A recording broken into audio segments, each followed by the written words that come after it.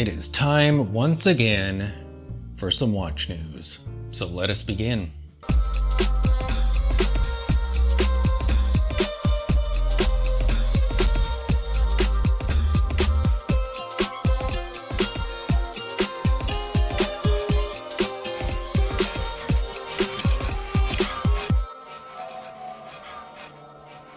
Alright, so this should be a fun one. The first article I have comes to us from watchpro.com, and this is an article on an interesting innovation that I personally don't know if I fully understand. I understand how it works, but why? Let me explain. So this is an article on an Orcos Rolex watch lock security clasp. And the idea behind this is you have a key and you literally lock your watch onto your wrist. Now, if you're taking your watch off and locking it, even then it makes zero sense. So never mind. This doesn't make any sense to me. Why would you lock your watch to your wrist? Like, it's on you. If someone wants to steal your watch and it's locked to your wrist, wouldn't they just mug you at that point? I mean, the world's crazy enough for all we know they might cut your hand off to get your watch. And I'm not really a claustrophobic person, but having a watch locked onto my wrist would make me feel claustrophobic. I mean, the idea of locking things up is so that people physically cannot take them, but this is locked to you. It doesn't remove you from the danger, right? You still have a person willing to steal your watch right there. And if it's not on you and you have it locked and they steal your watch, I'm pretty sure they can get the clasp off and put on a standard Rolex clasp or a fake clasp or something. When I read this article, I was so confused. I don't even understand. And there are testimonials where people are saying like, yeah, I can now walk around LA or New York and feel comfortable with my Rolex on my wrist because it's locked onto your wrist. That is so weird. If someone wants your watch, are they going to perform violence on you to get it now? I don't know. Maybe it deters them. Maybe they're like, man, that's too much work. I'll steal someone else's. Maybe. If they even notice the little green triangle on there, are you going to stop and be like, you can't take this, it's locked onto my wrist? I don't know. Very, very odd technology. But it's out there, so if you need to secure your Rolex, there you go. Next up, we have a lineup of watches that came to me from Worn & Wound. And these watches are the Straum Mayen Basalt Limited Edition watches. And they have crazy looking volcanic dials. So these watches have dials that are made of basalt rock sourced from the island of Jan Mayen or Jan Mayen. The ultra-thin wafers of rock are filled with naturally occurring holes through which the dial base is seen. And it creates a really cool looking dial. They made these watches in 3 different colorways: a red dial, a bluish dial, and a black and white dial. And personally, I think I'm partial to the red one. That dial looks so cool. In fact, all of them look really cool. Unfortunately, they're limited to 100 pieces. The cases are 39 millimeters. The movement inside these watches is an LJ PG101. And they're not terrible price-wise. These retail for about $1,900. Yeah, those dials are so amazing looking, and each one is completely unique. I like the minutes track and markers around the edge of the dial. The case and that bracelet looks just amazing. And I know at this point in time these are ubiquitous, but I'm kind of a sucker for an integrated bracelet. If it's a watch that I personally am not going to be removing the bracelet on and wearing it with a strap. An integrated bracelet just looks so great. I apparently have completely come around on bracelets. I mean, it used to be that I didn't own any watches with bracelets. Now they're sort of invading my collection. It's fine. But sad that these are so limited. They're really cool looking. The next article comes to us from Monochrome Watches, and this is about some fairer field watches. And look at these watches. These are such great looking watches. I love the green colorway with the pops of orange, and the dial design looks great on that one. And it has a pointer date. I'm not really a fan of date windows and whatnot, but I do love me a pointer date. And in fact, all of these have that. And the colors that they chose for each colorway are so complementary. The dark blue dial one looks so good with the colors of the indices that are on it. They're a beige color, which just complements that blue so well. And then the touches of reddish in there. Yeah, those two are my personal favorite, but they also have a cream dial one. And the indices kind of vanish on this one. I do like the contrast in the hands in the dial, but yeah, not really my favorite out of the three.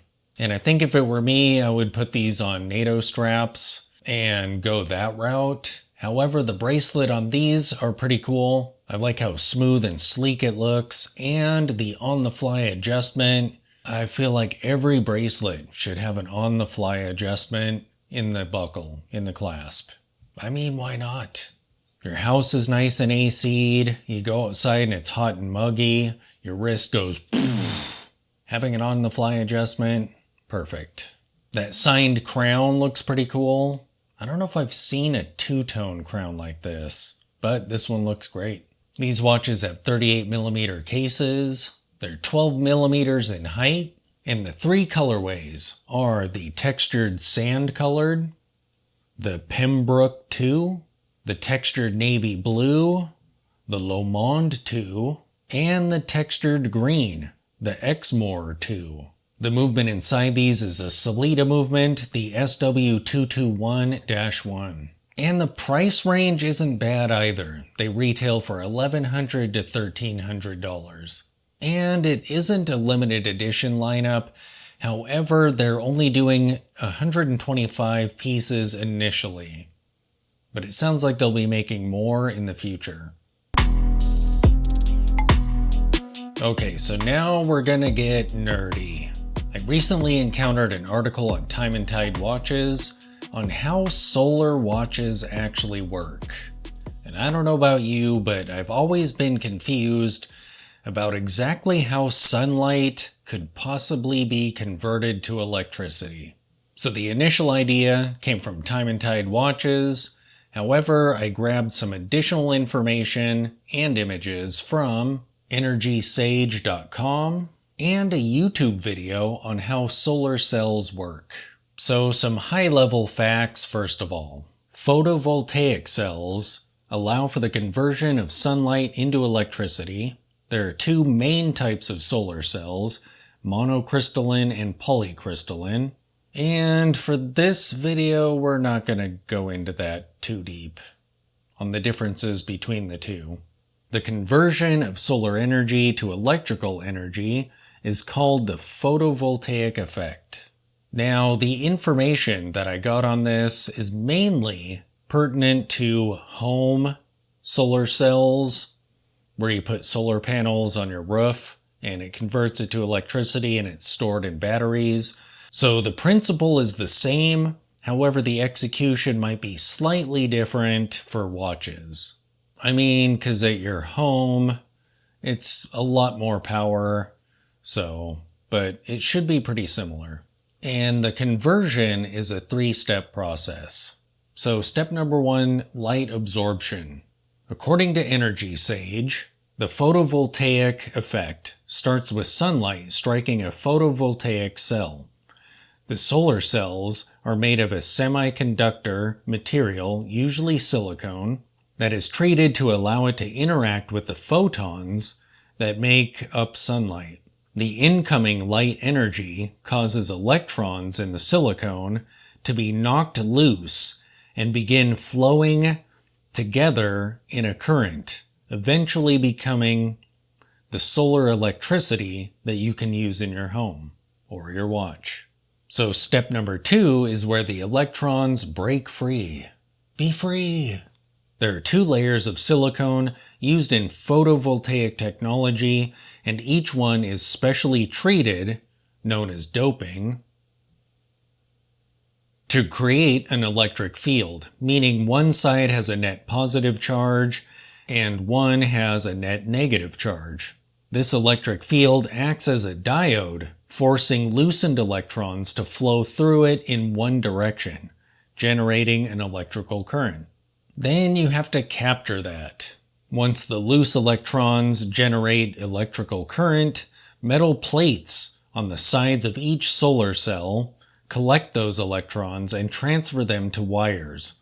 At this point, electrons flow as electricity through the wiring to a solar inverter and then throughout your home. Or in the case of a watch, they charge up a capacitor, so a rechargeable battery. And generally in modern watches, these cells are hidden behind a dial, so you don't even see them. Some other interesting facts: silicone is made from sand. I think we knew that. The sand is purified by heating it to 2000 degrees Celsius, and that produces the silicone. The silicone is converted to a gas and mixed with hydrogen. This forms polycrystalline silicone, which is then sliced into really thin wafers. So one of the earliest solar-powered watches, unveiled in 1972, was developed by a self-taught engineer, Roger W. Ryle. The watch was called the Synchronar 2100, and it was priced at around $500 US, which is nearly $4,000 in today's money. It measured in at 40 millimeters in diameter and had a hermetically sealed casket-shaped case, a digital LED display, a perpetual calendar, and tracked the date through the year 2100. It was powered by 2 prominent solar arrays on the top of the watch. While technically impressive, its high price tag put it firmly into the luxury watch category. Its unwieldy sci-fi design made it a tough sell when it hit the market in 1975. Okay, and the last article I have is an interesting one, and will probably get me in trouble. But this is a piece that I found on watchpro.com. This is an article where the author pissed off dive watch people. So you've seen those posts on social media about the guy with the signs that state the obvious. They're very entertaining.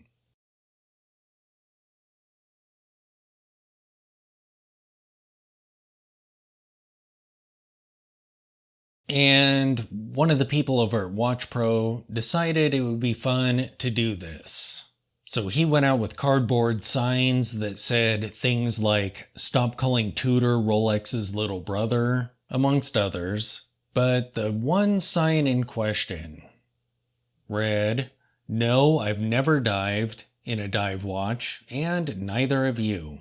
And yeah, there was a tidal wave of hate that hit his inbox.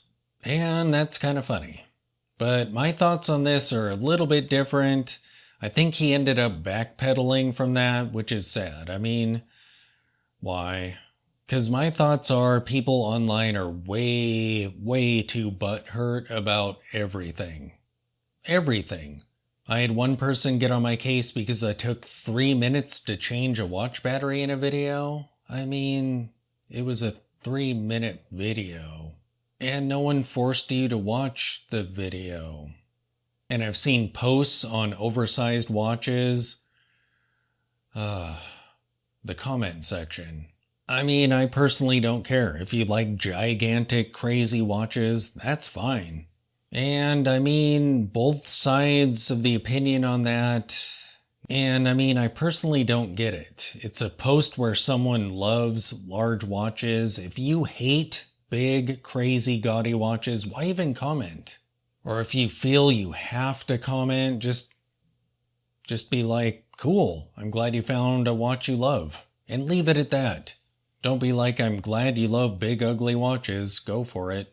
Ah, the internet. I mean, if you were in person, you would probably be fairly polite to that person. You might even become friends. I mean, you share a common interest in watches. But on the internet, it's all trolling and just negativity and just being jerks. It's kind of like when you're driving and someone's tailgating you. I feel like if you were walking in the mall, that person would probably give you some space and be a decent human being. But in cars, we feel like we can just be jerks. Personally, when stuff like that happens, I try and keep it light. I mean, if someone wants to make fun of me, roast me, get on my case, that's fine, but if you do, you really ought to bring your Reddit roast me game. Like, make it that level. Kind of my entertainment theory. If it's entertaining, maybe it should be said. If it's not entertaining, probably not. So if you're just going to go off, then yeah, at least make it entertaining. I don't know, I personally thought his signs were funny. And if you're a dive watch person who dives with dive watches on, there's no need to comment. Just be like, that was funny. Cool. But there you have it. You are now caught up on watch news. Thanks for watching.